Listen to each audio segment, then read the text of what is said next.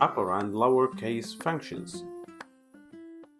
To do the lowercase function in Python, we first go to brackets and make any variables, for example, my name, and assign it by a string such as Jeff, and make sure the first letter is a capital letter. Then print my name dot lower and put two brackets. After that, save the file and try in terminal and see what it's gonna print for us.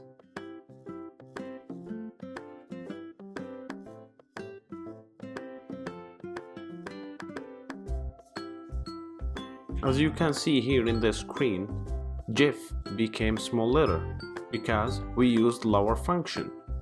Okay, so right now go ahead and try upper by the same way that we use for lower.